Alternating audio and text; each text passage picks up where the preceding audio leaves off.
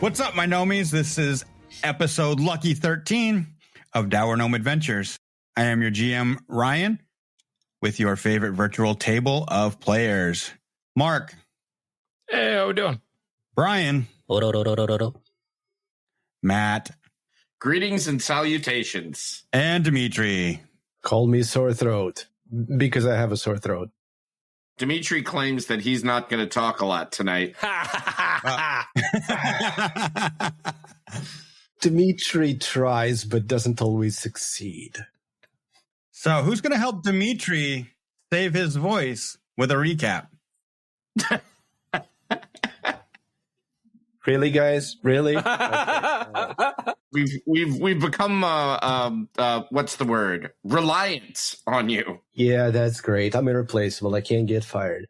To the left, yes. Okay. So last time, actually, what were we doing last time? Because we are in the middle of combat right now, but how did we get there? Well, fairly certain we were in town. And we spent the night, and in the morning we discovered that some of us have contracted tetanus or something. Zombie tetanus. From getting bitten by the pogo sticks or whatever. Hobby horse. Yes, the undead heads on sticks that floated. Captain Perios. It's like the worst game of Quidditch ever. The broom only floats while you're getting bit by it, and you don't catch the golden snitch, but instead you catch the whatever rusting disease. That does sound like a fairly decent night, though, to be honest. Use protection next time. Anyway, so we decided that we were going to go back to Stonehome and through the tunnel enter Rusthenge. So, a reminder, there's an island in the harbor of Iron Harbor. Yeah. And apparently on top of it, there's like a bunch of rusted pillars that the locals call Rusthenge, or maybe they don't, but yes. We heard. Oh, they do. It is called Rusthenge. Because we did find a note of some sort that said, I'm going to reclaim my heritage under Rusthenge or something like that. The text I have is explore and reclaim my father's works beneath Rusthenge. There we go. So we could have accessed it via boat or traversed causeway at low tide, but we decided to go back to Stonehome and follow the blood-stained tunnel under the harbor and see where it leads. And we came up to an area of worked stone. To one end, there was roughly hewn stairs. Yes. And to the other, there was a rusted metal double door. And after deeming it safe, Cinderspark opened it. And inside, we saw what Bob thinks are actual minotaurs. But I believe Vercag has corrected me on that. Did you make a check? I'm certain that I did. Yes. Right. So they're... what are they? Animated armor. Ah, right. Which we've noticed take less damage from our physical attacks than we expect. And we were actually in the middle of a fight, and not sure exactly where. I think it was their turn. Initiative says it is your turn, top of the round. Is it? Initiative also. That's what it says on the initiative tracker. Top of round 2. Okay. I'll take it. So, does flanking with large creatures still work the same? You have to be diametrically opposite? Yes.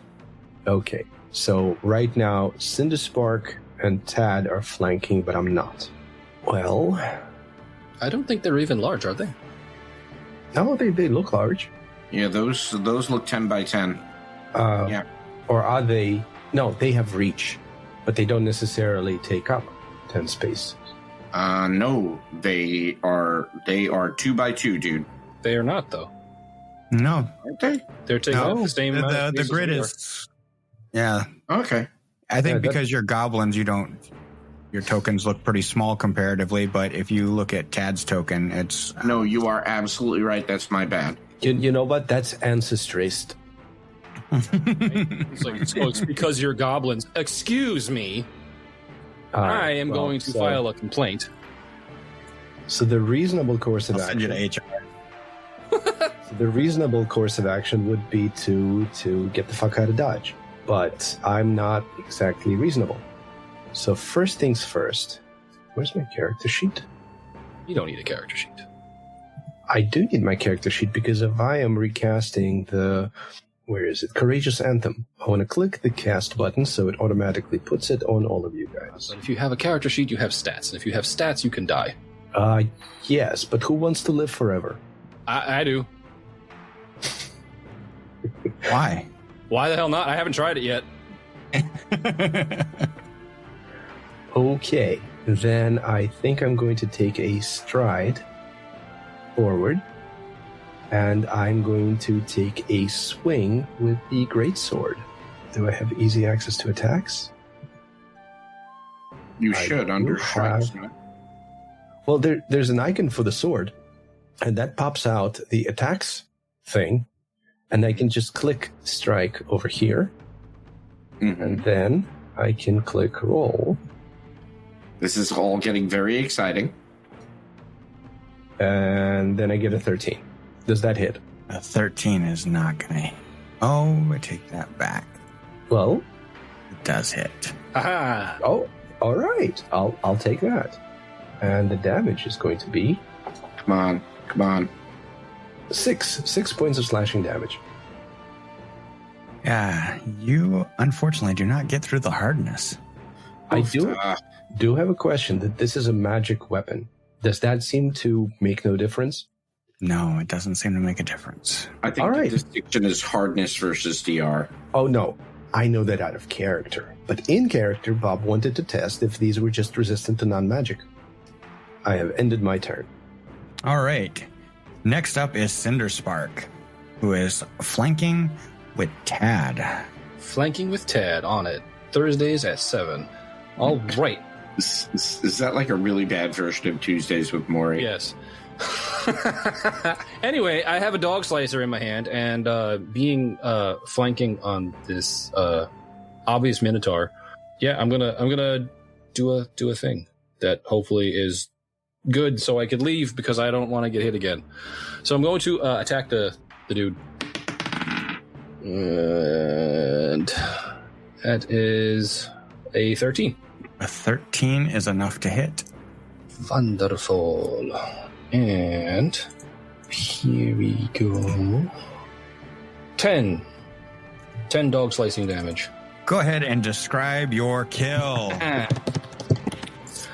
Well, I don't know if it has hamstrings, but it doesn't anymore. As the dog slicer slices through what would have been a dog, but now never will be.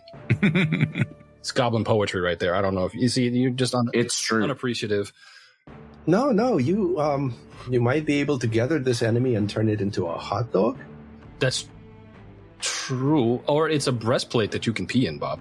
I feel that I've been stifled by prior success. Look, if you don't want to pee in the breastplate, I understand. No, I have some performance anxiety. I won't look.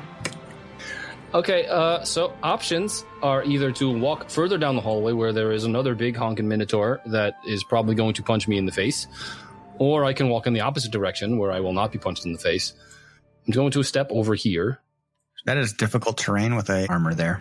Okay, well I'm gonna clamber up on top of the thing that I just killed, and I'm going to wave my dog slicer menacingly at the one that is still up, and I'm going to end my turn. It is the animated armor's turn.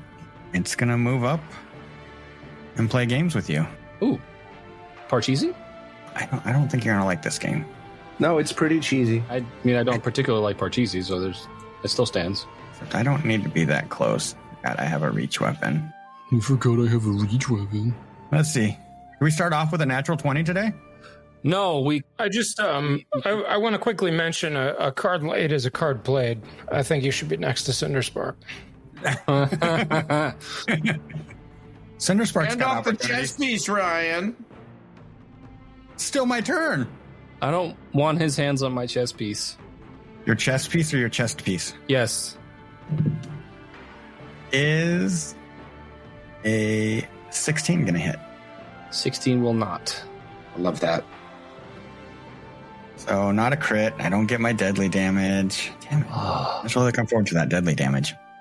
Let's try it again. Well, how much damage does it? Action number 3. Okay, 0. 0 damage it does. 0 damage. 0 damage again. Nice.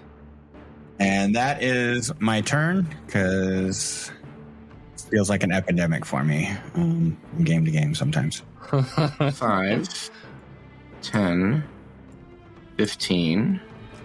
And then, since none of my other... I managed to pick all my spells for the day involve void damage except one. So you did not have animated armor on your enemy list? No. Whoever it Which does. probably was a mistake in a place called Rusthenge. Okay, we are going to shoot some needle darts at our guy there. They are regular needle darts. So we're going to attack with them. We got a 20. That is a hit. Fabulous. We will be rolling some damage. 3d4 plus 1. 8. 8. Doesn't seem like any of those stuck. Not my best work. Okay, that's 3 actions. I am not seeing in turn. Oh, there. Tad. How is Cinderspark looking? Tad asks aloud. Oh, Cinderspark is gorgeous. Thank you for asking. Health-wise. I'm also in my prime if you're interested. No, I think he's asking about your vision. Do you need glasses? No, I don't. Well, maybe to drink from. Yes, that one works, yes. We are, after all, Cadenites. It's true. Okay. Tad wants to close. Tad is going to attempt to close. I can't think of the word that I'm thinking. The gap. Yes. And he will use all of his movement for his first action. This will likely provoke, however. Except I do not react to that. Ooh. Okay. Fantastic. Tad will then just go ahead, and he is now behind the enemy. Instead of delaying any further, he will take 2 attacks, striking him from behind with his longsword. That's a 2 on the die for a 9 total. I assume does not hit. That does not. All right, 19 on the die for a 21 to hit with the map penalty. That is going to hit. All right. You strike. And that will be an 8 on the die for 12 points of damage. Feel like some of that gets through. Fabulous. That's the end of Tad's turn. All right. So Bob is once again going to renew Courageous Anthem. There it is. I think it got renewed on all of you guys. Yep. Right? Okay. And since I'm still fairly certain these are actual Minotaurs, I'm going to cast Daze at it. Let's see. Can I just click it here and have it appear? So, save DC 16, basic will. Doesn't seem to be effective. Okay, but this is a basic. Are they, like, immune to mental damage? As far as I can tell? As far as you can tell, you are not sure. You just know that it is not effective. Okay, that's cool. That's all 3 of my actions. All right, Cinderspark. Cinderspark will then jump off of the other deceased metal minotaur and in front of the other live metal minotaur. Minotaur? Minotel? Sure. And is now flanking with Tad, which is awesome because it's Thursday at 7. And then Cinderspark will use a dog slicer to attack the metal tail. Okay. And it's going to be a 13. A 13 to hit is enough because it is off guard. I love that it's off guard. So off guard means sneak. 12 damage. You feel like some of that got through. I love that some of it got through, but I'm going to hit it again with the mapped dog slicer. What are you mapping it with? Oh, well, I'm trying to draw a map on the metal of the Minotaur. Okay. Mm-hmm. That's, yeah. So it's going to be a 13 again. 13 again is a hit. I'm glad that's consistent. 7 damage this time because I rolled like shit. Yeah, you don't feel like any of that got through. Well, I just don't have the angle right. Can you come down for me a little bit? Just so I can... I'm trying to draw the... Okay. You got some sparks off of the armor, but that was about it. Some Cindersparks. We're going to go ahead and spark Cinder. No! Doesn't he need to move? He had a reach weapon. Can he attack within his reach with that weapon? He would need to move first. I'm saying this because in previous editions, if you had a reach weapon, you couldn't attack an adjacent enemy with it unless it was a very specific weapon that lets you do that. Yeah, I'm pretty sure it is still the same way for the horse chopper. It says, for reach weapons with this trait are long and can be used to attack creatures up to 10 feet away instead of only adjacent creatures. Uh-huh. Creatures that already have reach with a limb or limbs that wield the weapon. The weapon increases their reach by 5 feet. So you can actually use a reach weapon like short-hafted, I guess, against adjacent targets. Yeah, it's definitely the way it's written. Yep. But that was a natural 3, which is going to miss. But I'm going to use the map and roll again. Okay. That's even worse. Cool. Natural 1.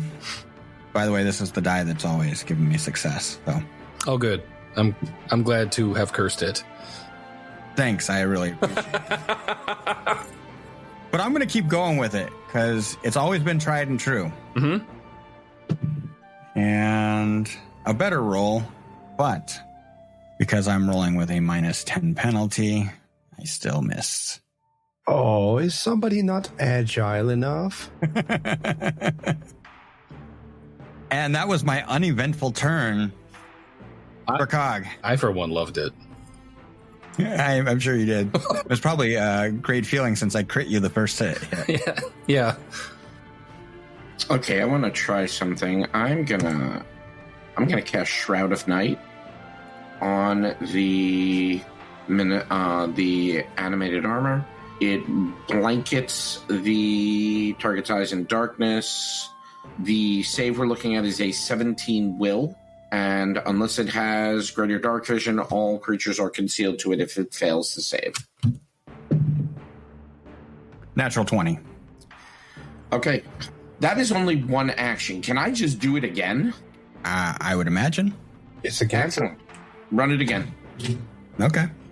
Second verse, same as the first? Yep. That is a failure. Fabulous. Everything is concealed. All creatures are concealed to it, unless it has greater dark vision. Okay.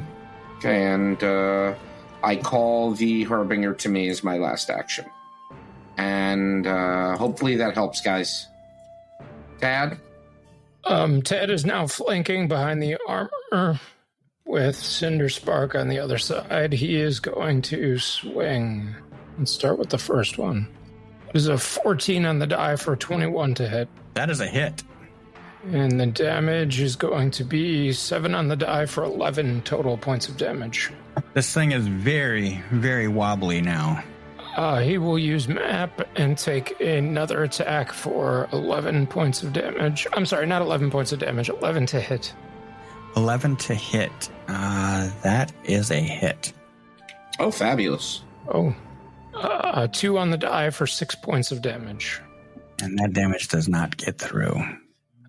He's not going to take a third attack. He will raise his shield, and that will be the end of his turn. Okay, much like Vercag, Bob doesn't exactly have a lot prepared for this. So I'm just gonna recast Courageous Anthem. So those of you who are swinging at it continue to be better than previously. Why not? Stride up to the thing and swing at it with a greatsword. Come on, be huge. Big numbers. Well, 20 to hit should. That is a hit. Come on, you gonna finish this for us, Bob? Let's see. Come on, big oh no. That's not a big number. Nope, it rolled off of 11 onto a 3, and that's a total of 4, which I don't believe is going to break through the hardness. And that is actually 3 actions, so I'm done. That greatsword's a little unwieldy, I guess. Well, Able to drop it on his shoulder, but not able the to. problem is that Bob is reliant on weapons that use dexterity. Greatsword doesn't. It's because it's not a goblin weapon. It's also, it actually is a larger sword than Bob is a creature. Like, the thing is probably, it weighs more than he does. I need to look up the greatsword's weight. And then that is what I'm going to do when it's not my turn. Bob is just swinging. It's like, how much does this weigh? Okay, well, being Cinderspark's turn, Cinderspark is going to lather, rinse, and repeat, and hopefully rinse the stupid fucking metal minotaur, because it's getting tiresome. That is going to be a 19 to hit. That is a hit. And then 12 damage.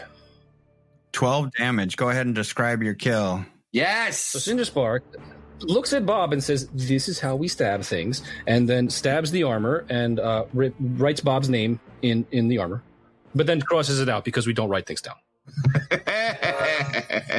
And you guys level up. Woohoo! Yay! Yay. So, what did people take? I took some damage, but it got better. I believe we're talking about options for leveling up. I know what he meant. I know we talked a little bit to be prepared for level up. So let's start. Tad, what are you Let's come back around. Let's come back around to Tad. come back around to Tad? Very excited. All right, let's start with Cinderspark. What's this rogue gonna do? Cinderspark is going to obviously level up as a rogue, because why in the hell not? So level 2 rogue nets me a rogue feat, a skill feat, and a skill increase, which is awesome. I believe also rogues are able to become experts. Yeah. Yes. Yes, you can pick one of your trained skills to become an expert in. So Cinderspark is immediately becoming an expert in sneak. Okay. I love that for you. Yes, stealth, yes. So the class feat that I'm picking up is going to be Underhanded Assault. Underhanded Assault requires you to be trained in stealth. So you capitalize on the distraction provided by an ally. You sneak up to a foe adjacent to one of your allies. You can roll against the foe you're sneaking up on, even if it's currently observing you, as though you were hidden. You take a -2 penalty on your stealth check, which this is, again, language on the Archives of Nethys. If the check is succeeds, and you can make a melee strike against that foe at the end of your sneak. So basically, I can sneak up on people who are watching me. Okay. As long as they are being threatened by an ally. Or adjacent to, I like that. Adjacent to an ally. The skill feat that I am picking up is going to be Dirty Trick, which is awesome. Okay. So it's prerequisites being trained in thievery. Requirements: you have a hand free and are within melee reach of an opponent. You hook a foe's bootlaces together, pull their hat over their eyes, loosen their belt, or otherwise confound their mobility through an underhanded tactic. Sorry. Attempt a thievery check against the target's reflex DC. Critical success means that they are clumsy 1 until they use an interact action to end the impediment. Success is as critical success, but it ends automatically after 1 round. Critical failure is I fall prone and as the attempt backfires. So when Bob pees in someone's breastplate, I can tie their shoelaces together. And then you also get some HP. Yes. What was your HP before? 20? It's 30 now. Which is nice. I appreciate having more hit points for you to take away. Yes, and obviously everything else going up with various levels and whatnot in the calculation, which is very nice because I also have a higher AC. Yes. Oh, I like that. Yep. So all of your AC goes up by 1. Your to hit goes up by 1. Your damage goes up by 1. Everything actually goes up by all your modifiers. Excuse me. Absolutely, everything is up. AC, saves, perception, initiative, blah blah blah blah blah. I am more Cinderspark than I was before. Can I ask a remedial question for definitely not me, but the listeners that don't know? The skill feat, very specifically. There are general skill feats, and there are also, for example, like medicine skill feats and levels specific to them. Mm-hmm. At this level, when you unlock a skill feat, which the clerics do, you can effectively pick any one that you otherwise have. For example, expert in medicine and are level 2, correct? Correct. Okay. So if you are you becoming an expert in medicine? I am getting there. I am not currently there. Okay. So yeah. So if it's something like that, yeah, you could definitely do that. As long as you meet the prerequisites for it, you can do it. Fantastic. Bob. Yes. Well, I actually had discussed with the GM swapping a previous character option because having played Bob, I realized that he's not really very much into the whole knowledge thing. Like, it seems to be more Vercag's business, not Bob's. So going with Enigma Muse in retrospect is probably not the choice he needed to make, especially because the Muse spell he never used once. Whereas for the Maestro Muse, the spell Soothe, Bob not only picked, but made good work with multiple times. So with the GM's permission, I would like to switch the Muse for Bob, if the GM allows. Yeah, I think that's fine. And the reason I think it's fine is none of us have played. We jumped into this, and I think it's really important to have fun with what you're doing. And we're going into level 2. I think this will be, if you want to make a quick change like that, anybody else, like, yeah, that's fine. But otherwise, from here on, I think retraining rules would come into play. And I think something like Muse would not typically be retrained. Gotcha. In which case, I will spend my Bard feat on the thing we discussed at the very start.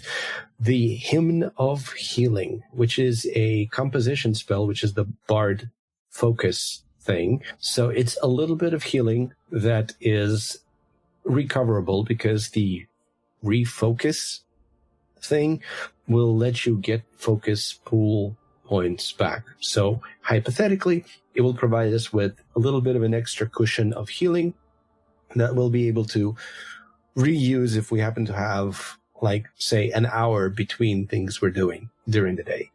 And for my skill feat, I think the thing I actually wanted to do in combat and couldn't is a thing I should pick. And specifically, it's going to be the feat that allows me as a reaction to identify a spell being cast. Now, it's not guaranteed because it actually depends on the tradition of a spell. You would recognize it if you've got the spell in your repertoire or prepared, but otherwise you still have to roll for it. And if it's from a different tradition, you I think there might actually be a penalty to the roll, but the feat itself is recognize spell. Okay. And did you level up one of your skills? I do not see that as an option under Bard level up. All I see are Bard feat and skill feat. So that might be just a rogue thing. That's what we do, baby. I do get an extra rank 1 spell. So that's probably the trade-off. Vercag. This is a lot of fun. There's so much stuff available, and let's start with the thing that is specific to the witch. I took a class feat called Cantrip Expansion. It allows me to add 2 additional cantrips from my spell list to my repertoire. So instead of 5 available cantrips, I will have 7. Okay. The skill feat that I took, kind of dovetailing nicely with what Dimitri was saying, I took a skill feat called Dubious Knowledge. You're a treasure trove of information, but not all of it comes from reputable sources. I use Wikipedia. When you fail, but don't critically fail, a recall knowledge check using any skill, you learn the correct answer and an erroneous answer, but you don't have any way to differentiate which is which. This can occur as not knowing something significant, this can occur as not knowing something significant, but not whether it is good or bad. Okay. So that seems like a good time to me. Putting a little work on me. I 100% thought about taking that too, but yeah. It's just, it's so perfect for him. It's perfect for all goblins, I think. True. I had thought of that feat as well. And of course, you and Bob being occult spellcasters, we get our information from Wikipedia, spelled WICCA. Yeah.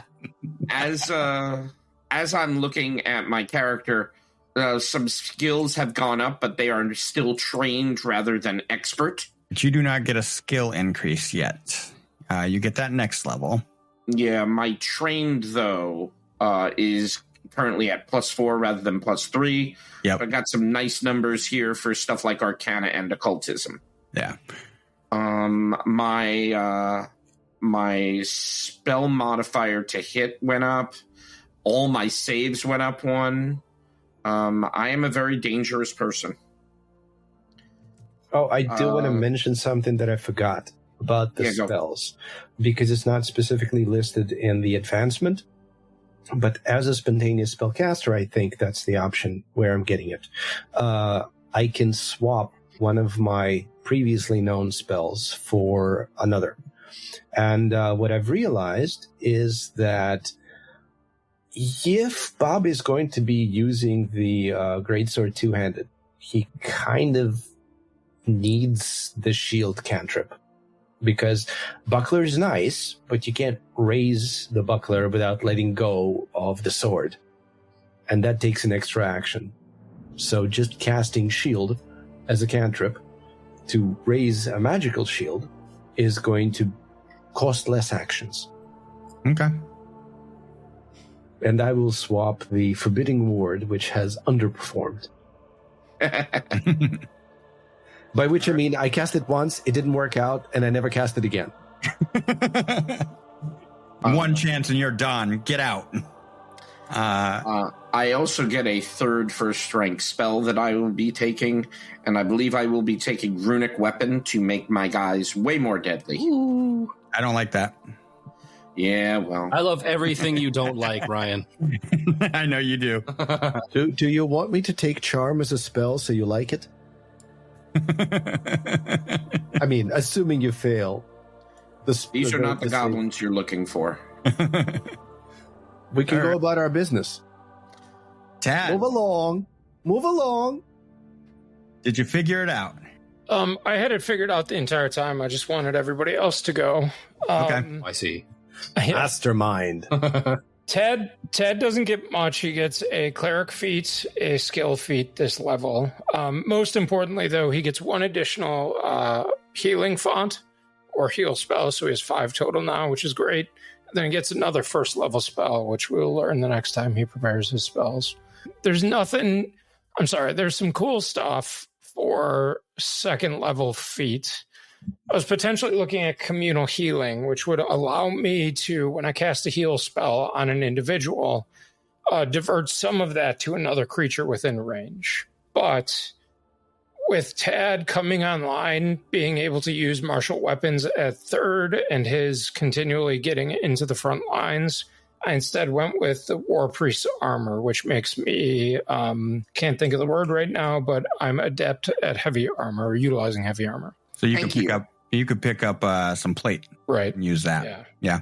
And then for the skill feats, most of the medicine ones actually need expert. And since we don't get a skill increase this level, there's not much there. So he took one from society that allows him to learn another language.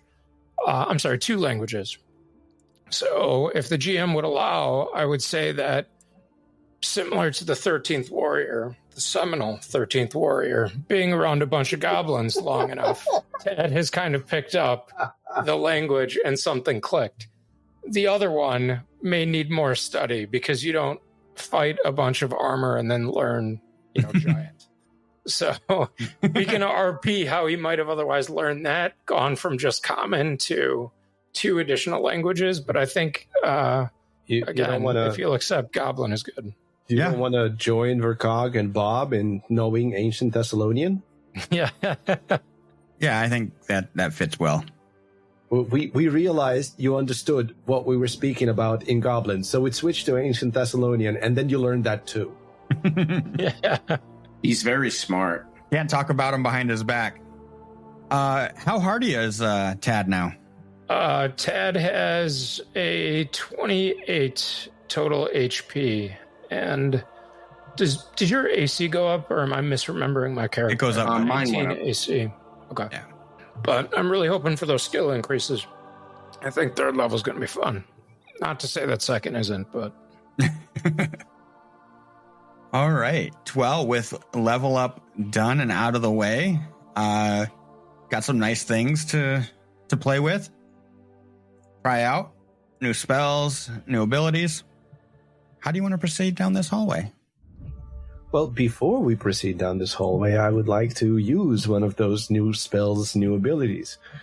Specifically the focus thing. Let's see, where is that focus spell? Hymn of Healing. The range is 30 feet. The target is me or one ally, which is me, and it's sustained for up to 4 rounds. So what it does is the target gains fast healing 2. And I assume it works like in previous editions where at the start of your turn you regain 2 hit points.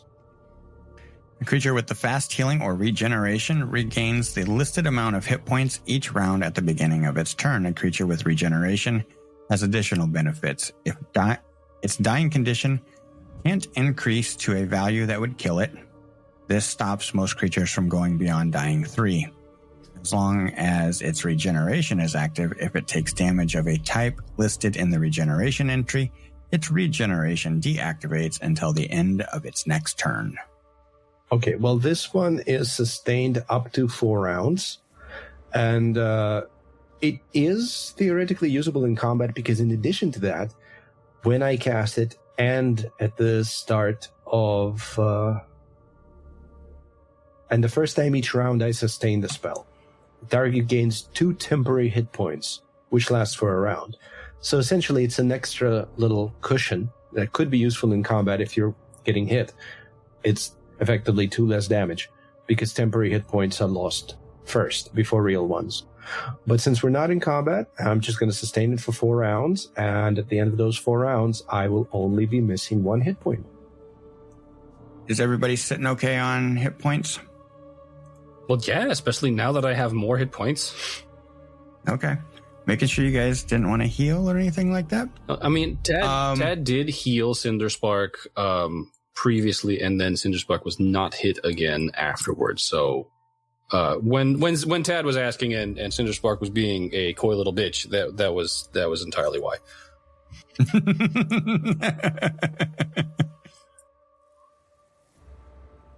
What's the excuse for all the other times? I'm a coy little bitch. Gotcha. So do you guys just want to turn tail and head south, back the way you came, or are you guys going north? Excuse me, goblins don't have tails. I can roll goblin. And we're We're going the exact opposite way that the GM just suggested, so that is north. Okay, we are skipping an essential step in adventuring. We loot the corpses. Yes, we're gonna pee in their breastplates. No, first we see if the breastplates are worth anything. And then if they aren't, And then we pee. in our exactly. We pee on worthless breastplates. Because it's harder to sell pee-stained breastplates. In my opinion, are these of unusual quality? Are they interesting in any way? Are they rusty? They're rusty. They are not of any particular quality. There's a glaive, and that's really it. The glaive seems to be good repair. I'm going to throw a detect magic on them. I don't expect anything, but I'm going to do it anyway. You do not detect any magic. Okay. I suggest that we take one of the helmets that made them look like Minotaurs and we give it to the Harbinger of Doom. I don't know that the Harbinger could carry it. Work. This be just a flying metal Minotaur head would be amazing. There's a door to the north. Tad, do you just open it? No, he walks Ted? up to it and sets off the trap. Come on, man. While we do this, Ryan, can you remind me? I still have light cast on myself, but is this dark in this hallway, or was there any torches and such? It was dark in the hallway. All right, so Tad is going to basically take his position at the back, 20 feet behind everybody. Ryan, I am grabbing one of the helmets so I can draw it and be able to tell stories about it. Okay. When we are at leisure. All right. I'm going to say that is a 1 bulk to add to your character. Okay. Okay, I will be checking this door in the north for traps. The door to the north? Door to the north. Don't want. You do not detect any traps. Well, I don't want the power either. I suppose. Is it locked? It is not locked. Okay. Should I open it? Yes. Should I open it? Should I? Cinderspark is just like, it's like actively like opening the door, like half opening the door. Like, should I open it? Should I do the thing? Should I? And then opens the door. Oh, that's cool. What the shit? And then Cinderspark closes the door immediately. What did you see, Cinderspark? Nothing good.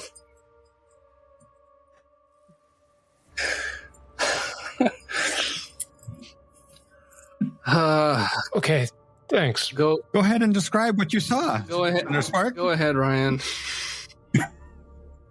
Oh, we were all the way in the back there. That's great. That's wonderful.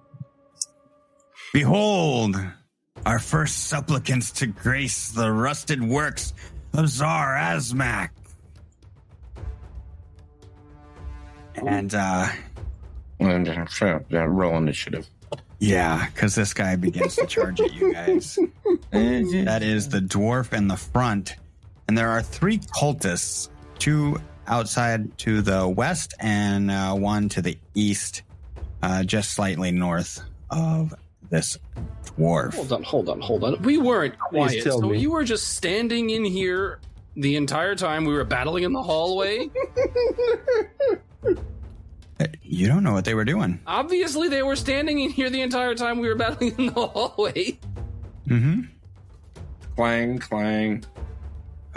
Maybe if you had listened, you would have known what they were doing. I don't listen to the DM. He meant at the door. Right. At the door. Right. Yeah, I don't listen to the DM. Classic. Well, we'll definitely have a courageous anthem this turn. Wow. Way to play Dimitri's character for him. I'm going to give you a quick description of this room. Soaring domed ceiling, 30 feet tall in the center, gives this massive chamber a sense of majesty. Marble floors and stairs leading up to a centralized dais, drawing attention to the bloody stone altar at the center of the room.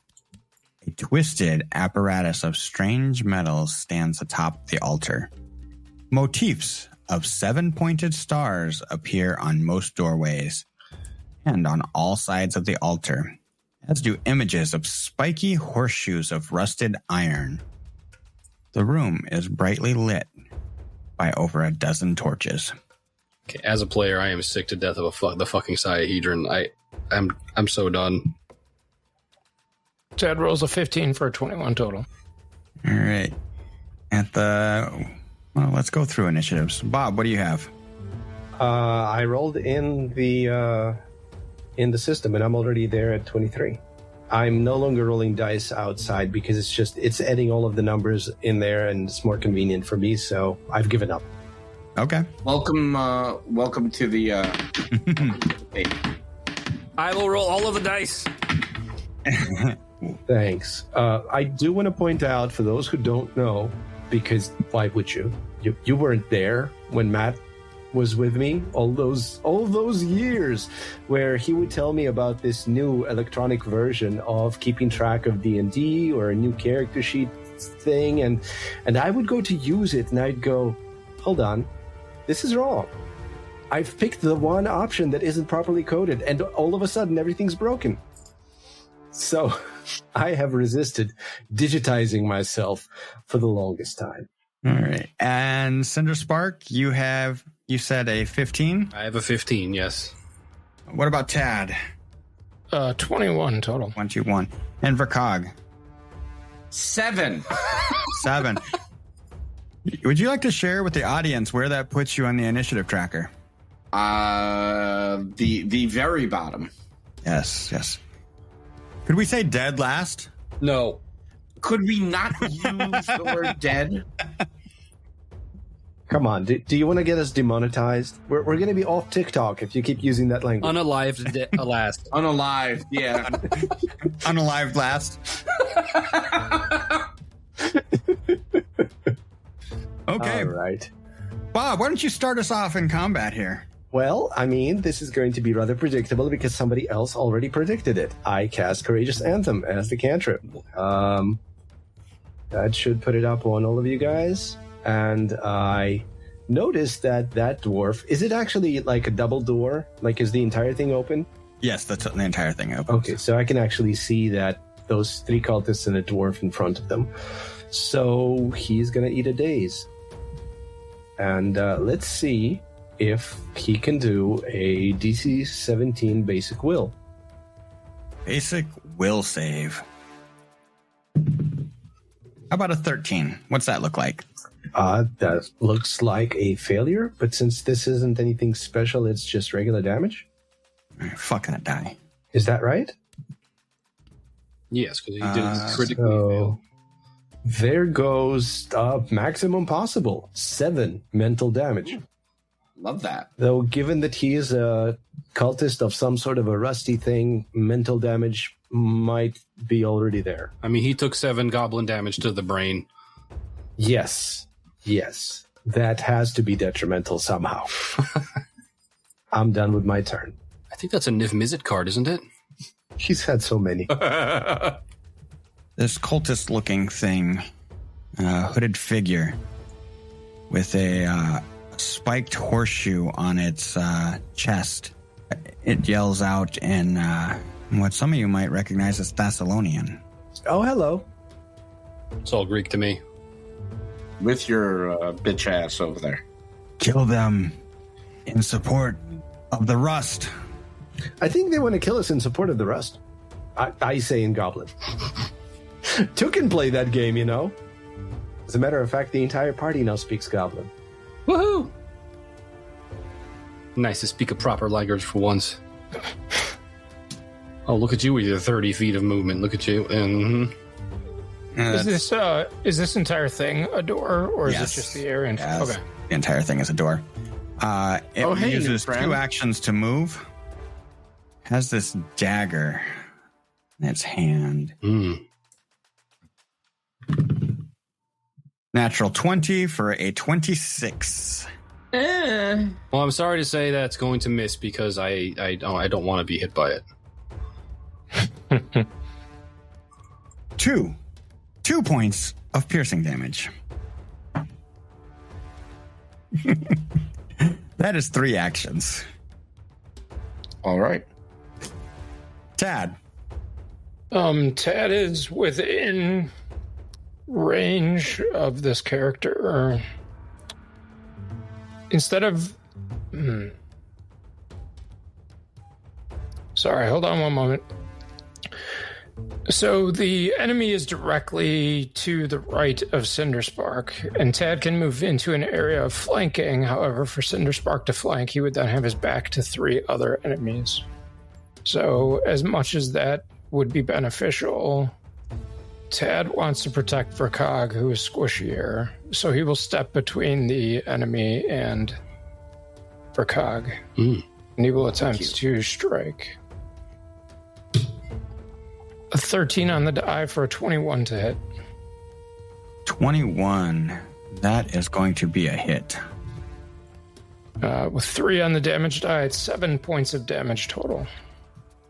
And he will take a second attack with Map, and that's going to be a 3 on the die for 6 total. And that is the end of his turn. That is a miss. Okay. This one is going to move up. Double move. And you would think that it would go after Vercag. No, I wouldn't. Oh, actually, they have flanking. They have flanking. We have a Hulk. So, with its last action, it reaches out with its dagger to try to stab at Cinderspark. Uh-huh. And an 11 is not going to do it. It's a good thing you had flanking. Yeah. And then that is it for the damn cultist that did nothing. No, they did. You still got a cultist back there. He ain't 2 coming? points of damage. Yeah. No, that was just that one. That was his 3 actions. Okay. Next up is this dwarf in front. And unlike the others, he is speaking in common. He says, "My lord needs only to touch the iron god to turn his armor to dust and leave him weak as a babe before he charges forward." Rude. We should probably tell him we don't care about the Iron God. I don't really either. Yeah. Oh, well, no, you do.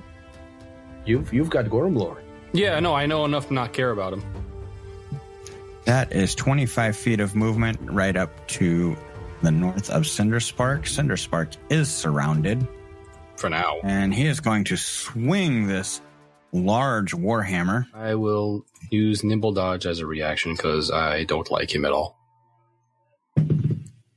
Natural 20. You know what? I don't like you either, Ryan. That is... That is my crit fish blue. Wonderful, but you still have to confirm the crit. Yeah. No, wrong game. Yeah. No, wrong game. Oh, I should probably give you some damage, huh? No, you shouldn't. I disagree. Hand off the chess piece. Yeah. Let's see Just here. say no. That is 18 points of damage. Oh, boy. The hell? Oh, right, crits. Yes, and this is a warhammer, so... we're going to run with the map. Yeah. He can't get by you either to go after anybody else. He can tumble. Does a 10 hit? No. So, followed up a crit with a 10. Wonderful. That is all 3 actions. Cool. Cinderspark. Cinderspark closes the door.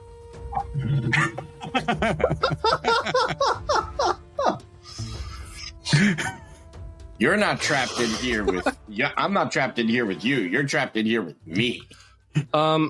Can I still use thievery to disable the door so it can't be fucking opened? You could try. Okay. How long does it take, though? Yeah, that's what I was in my head. I'm like... Disable device is 2 actions. Cool. I love it. I think that's a fabulous idea. I'm doing that. Screw you, dude. Okay. All right, so here we go. That is going to be a total of a 15. 15. You think that it's successful? Aha! And then Cinderspark gives the door the raspberry and is done. All right. And you hear some yelling from behind the door in another language as it sounds like that yelling is getting closer. You hear some banging now on the door. No Esaki! Is it Thessalonian yelling? It is Thessalonian yelling. Get that door open! And Thessalonian, of course. Vercag. I am going to cast Shroud of Night on the one in front of me. So make a will save. Will save 21. Okay, makes it. And since he enjoyed that so much, I will void warp him. Now make a fortitude save. 16. The number you were looking for was 18. I was afraid of that. And we're looking at 4 points of damage. Void damage. All right. He takes a little bit of void damage. And that's me. Bob? Okay, something tells me that Cinderspark needs a bit of help. A little bit. Something like, the bits of Cinderspark that flew off. Something like that. I got all those lovely hit points, and they're all gone now. Right. However, I do have a new spell slot. So, I,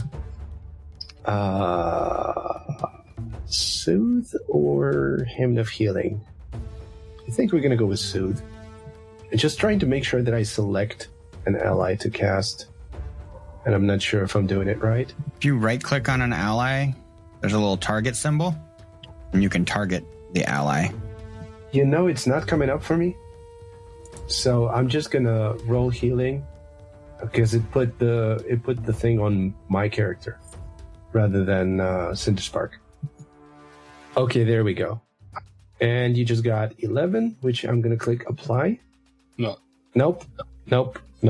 Yeah. I clicked the targeting, but apparently it was already too late. So apply 11 to yourself. Thank you. And I recast Courageous Anthem. So you guys get it back up. And that's 3 actions. All right. This guy here. He watched Bob mess with the door. So he's going to try to mess with the door. Cinderspark. Don't all look alike, you racist. Just because we have the same ancestry and the same background or whatever it is. We're the same. Exactly. Just because we're both like that. All right. No. That is a 19. Ugh. And with his last action, opens the door. It's gross. Tad. Oh, Jesus. Remind me, basically, when you use a manipulate action, somebody next to you gets a potential reaction, right? I forgot the exact name of it. Correct. If they have the ability Reactive Strike, they can use that as a reaction. Is Cinderspark still looking worse for the wear? Yes.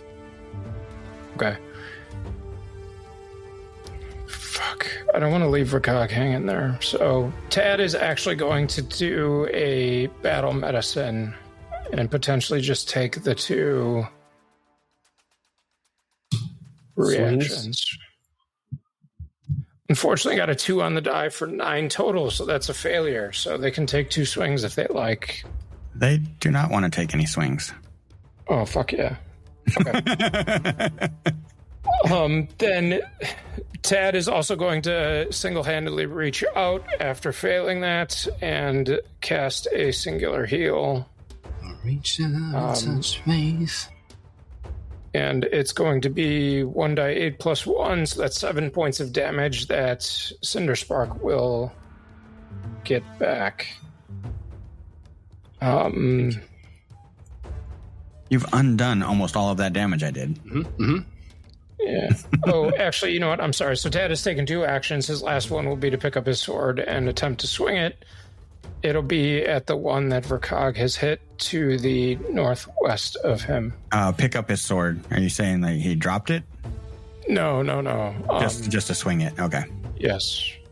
It's a 14 on the die for a 22 total. 22 total. That is a hit. 2 on the damage die for 6 points of damage. That'll be the end of his turn, but he gives... Oh, hell yeah. Describe your kill. Tad swings his longsword into the area between that guy's neck and shoulder, as deep as he possibly can. And then startling Cinderspark in Goblin, hearing Tad for the first time, says, "Good luck." That's the end of his turn. I resist the urge to vomit. That's a great question. When you learn a language like that, do you have a real heavy accent, or is it flawless? Do I, like... You definitely have an accent. As though, okay. Like you speak like a human. All right. This dwarf. He's going to take a swing with that warhammer. Well, I would like to nimble dodge. And he's going to come down right over the top of your head with 24. Or 7 points of damage. Okay. And then... We just put those back. No one then. He looks at you. Iron will always be weak, fighting against the corrosion of rust. I'm wearing studded leather. And you have a metal weapon, don't you? Dog slicer, excuse me. These are cultural fucking... I can't fucking dwarves. And he's going to use this 2-action ability. Map. Natural 1. Love it. Motherfucker. Cinderspark, how do you respond to this? Did he call me a motherfucker, or was he just... No, that was the GM cursing of the dice. I feel like he swore under his breath, and he called me a motherfucker. So I'm going to slice his dog.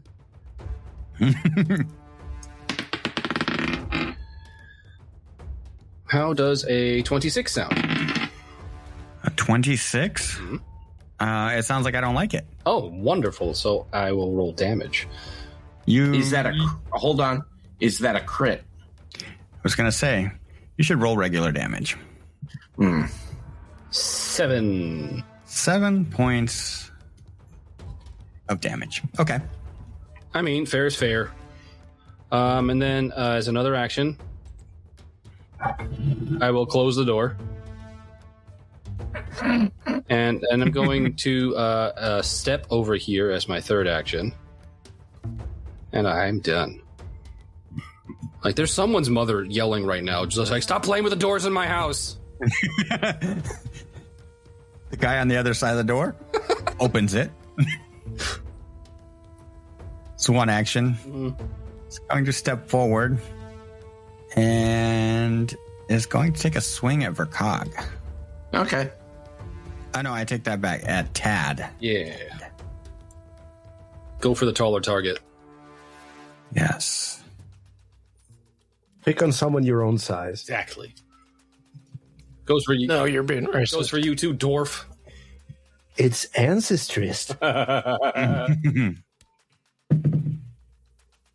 All right. And that is an 11 versus your flanked AC.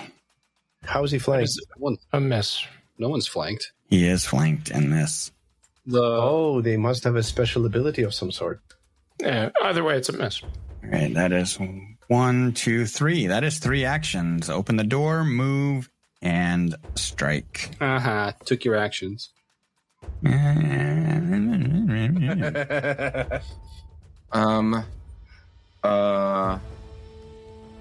Vercag looks at the dwarf and just kind of like, almost like pulls a shade down using his hand and casts Shroud of Night on him. And you would like a will save, is that right? I would. Did you just John Cena the dwarf? Kind of. Well, it depends on what. 27. Yes. In fact, It didn't work. not so much. Okay. That's one action. Here's two. If one of those two cultists is Shroud of Nighted, they don't flank anymore, right? No, it just provides concealment. So do you still threaten when everything's concealed? Like, would that turn off their weird flanking is my question. No, because they can still target you with a DC 5 flat check. Okay. So it would be kind of equivalent to a 20% mischance from the previous system. I am going to void warp the one in front of me. Mm-hmm. DC 18 basic fort. Fort. That is a 16, so that's a failure. Fabulous. So take 6 void damage. Yeah, get your void warped. The Bob. Okay. Courageous Anthem goes back up. One. And I think all of you have got it on you. Yep. Mhm. And the other two actions are going to be... I'm not stepping into the flank. I'm not that dumb. Well, Days worked on the dwarf before. I see no reason it wouldn't work again. But then again, maybe it's better to take out a damaged cultist. And I think the other one is fresh, the one that's directly in front of... Whereas that one just got void warped. So let's target the left cultist in front of Vercag with a Daze, DC 17 basic will. Real quick, I want to interject real quick. So this dwarf might seem a little out of place to you guys. Yeah, but he's trying to kill us. So Yeah, Whatever. I'm not thinking too hard about it. Yeah, I feel like you're Like- you're trying to shove plot down our throat. if you wanted us to be empathetic towards any of your NPCs, you should not have started our interactions with them with a crit. Anyway, make a DC 17 basic will, not the dwarf, but the left cultist in front of Vercag. Basic will. How about a 9 for no? German for no. Yes. German for no. Exactly. And the damage he receives is a total of 6, in addition to whatever Void Warp did. Aha! Warp that void. Yep. You're getting a stack of skulls over there on that left edge. No, I blew his mind. There is no skull. Did you scanners him? He got scanners. Anyway, I'm done with that. Everyone can already see the gif in their head. Actually, instead of that, I would rather go with Strong Bad. Your head explode. Your head. Yeah, this guy's going to reach out to Cinderspark right in front. Take away the flanking, and what are you? Just a dude with a knife. Just a dude with a knife. Wearing a dress. And that is a 24 to hit. Okay. That's gonna hit. Okay, a dude with a knife that actually hits targets. All right, fine, fair. I mean, it's still a knife. I don't want the knife. My brother Numsy. 3 points Okay. of piercing damage. Take the 3 points. Let's try it again. Nope, not going to do it. Wonderful. Love it. And it is going to move there. Running away. Man. Wait, doesn't that mean we get reactions? Unless If you have a reaction, we have to have them, yeah. yeah. So that would be like you have to have defeat for it. Yeah, in this system, it's not an automatic. We don't get attacks of opportunity unless we specifically pick the character option that gives us that reaction. Yeah. And even then, you only get one reaction per round. So if you were to take that, you wouldn't be able to take any other reactions you might be holding on to. Yeah. Knowing that, I would have been far more reckless than I already am. playing Ted. How? You know what? I don't want to ask how much more reckless you can be because I'm sure you'll show us. Yeah. Tad's going to take a step to the north, and he is in front of the dwarf, and he will take a swing. So the first is going to be an 11 on the die for 19 total. 19 hits. That's a 7 on the damage die for 11 total. Ouch. Oh, when you hit us with a crit, it's, oh, that's great. But when we hit you with a regular attack, it's ouch. Yeah. He's going to take another swing with the map. It will be a 15 on the die for 18 total. That is also a hit. Woo! Get him, Tad. The damage total is going to be 9 points of damage. That's the end of Tad's turn. And this guy is looking worse for wear. Tad, I take back 6 of the bad things I've said about you. Did you have a die that you rolled for how many? Wouldn't you like to know? And as this guy raises his warhammer once again, he looks Tad in his eye. Well, he looks up at Tad in his eyes. Yeah. Decay is an inevitability. Give in to entropy.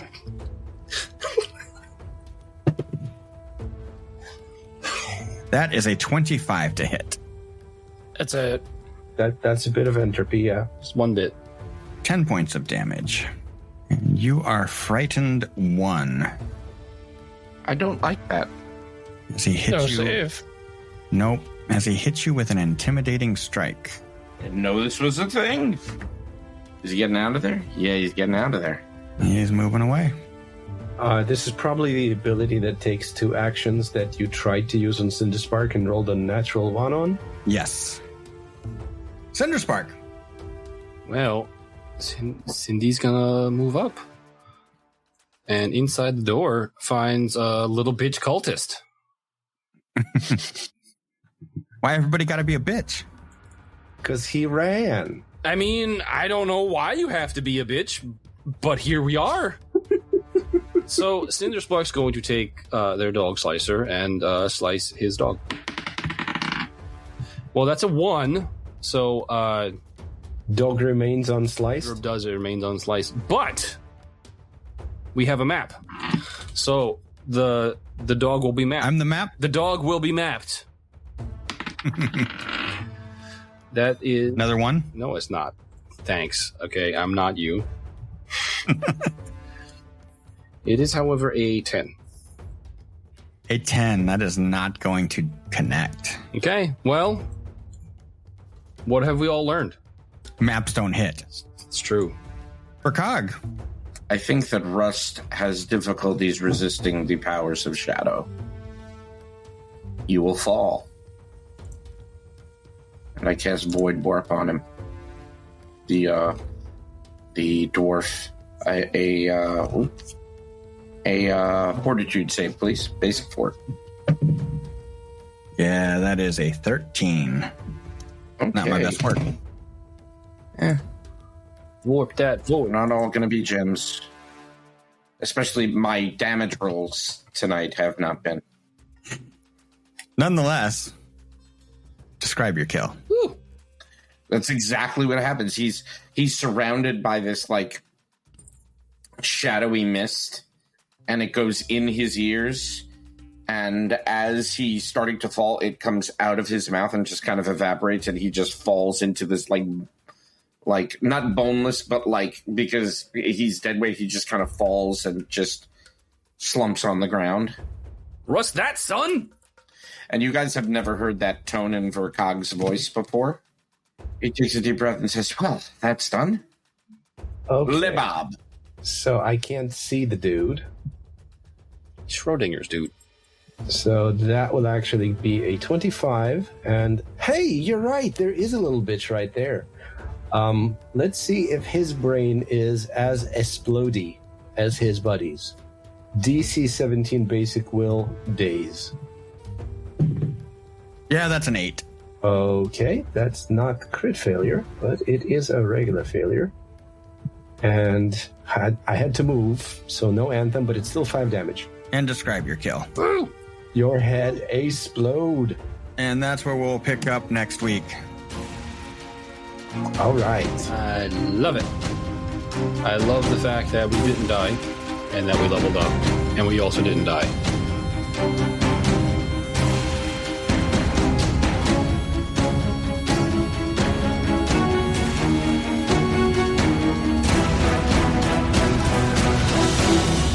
Thank you for listening to Dour Gnome Adventures. If you enjoyed our show, check out our website, dourgnomeproductions.com, for links to our social media and Discord community. Also, don't forget to leave us a review on your podcast app of choice and share us with your friends who might enjoy our show. New episodes drop every Monday.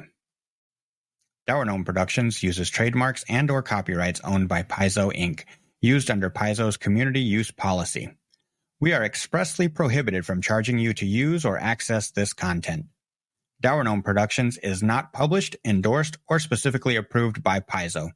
For more information about Paizo Inc. and Paizo products, visit paizo.com.